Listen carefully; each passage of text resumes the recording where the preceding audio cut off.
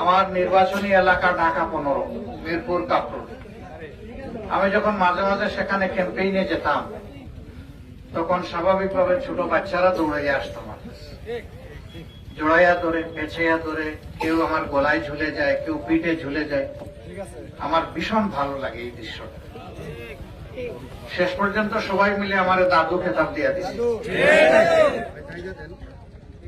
এইরকম একদিন আমি যখন ক্যাম্পেইন করছি তখন পাশে বেশ কয়েকটা রিক্সা সারি সারি দাঁড়ানো,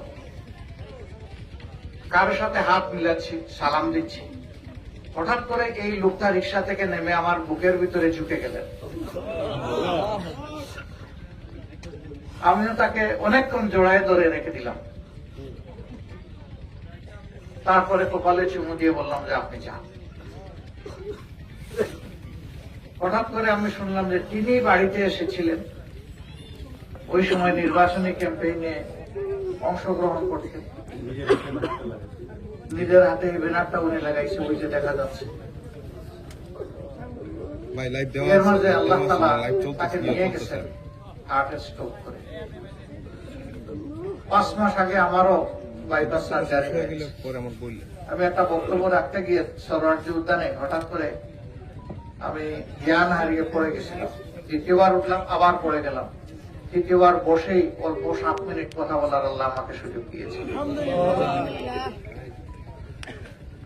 এই যে লোকটা হঠাৎ করে কেন আমার বুকের ভিতরে ঢুকলেন এখন বুঝতে পারছি।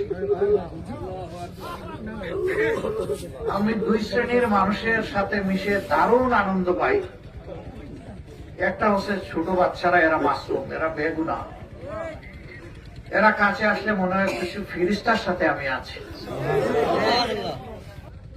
তার 4টি সন্তান আল্লাহ দান করেছেন, 3টা ছেলে, একটা মেয়ে। মেয়েটা সবার ছোট, সম্ভবত 6-7 বছর বয়স হবে।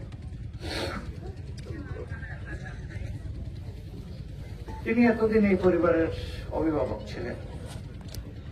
মহান রব্বে কারিমের দরবারে দোয়া করি তিনি নিজেই, আল্লাহ নিজেই যেন এই পরিবারের এখন অভিভাবক।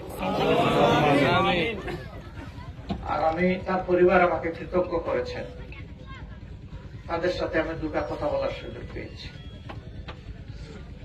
আমি ওই ছোট বাচ্চাটা, যার বয়স 7 বছর, মেয়েটা, ও ইনশাআল্লাহ লেখাপড়া করবে যেমন লেখাপড়া করে আমার নাতি নাতনিরা। ও বড় হবে, ওর বিয়ে হবে, এই সময়টা পর্যন্ত ইনশাআল্লাহ আমি পরিবারের সদস্য, যদি আল্লাহ আমাকে হায়াত দেন।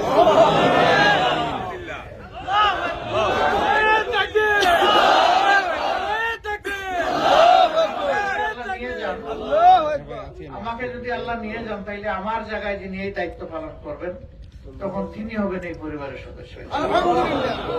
কারণ আমরা কে কোন সময় চলে যাই তার কোনো ঠিক ঠিকানা নাই। ওই সেদিনই তো 19 জুলাই তো আমার চলে যাওয়ার কথা ছিল।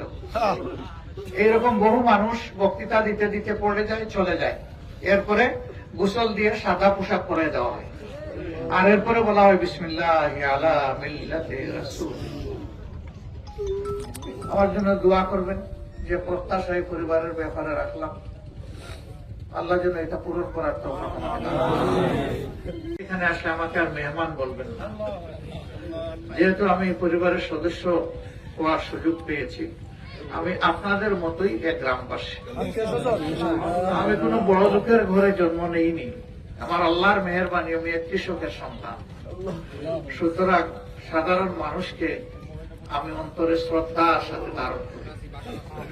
যদি কৃষক শ্রমিকদেরকে আমি শ্রদ্ধার সাথে ধারণ না করি, আমার বাবাকে আমার অপমান করা হবে।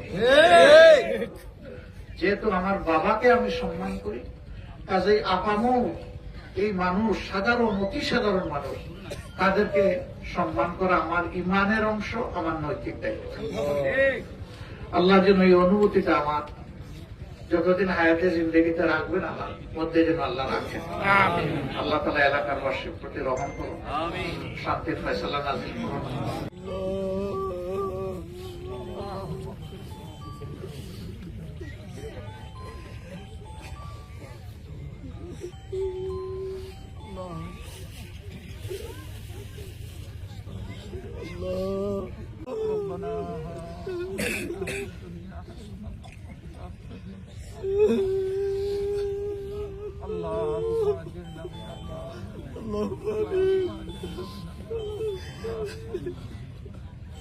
اللهم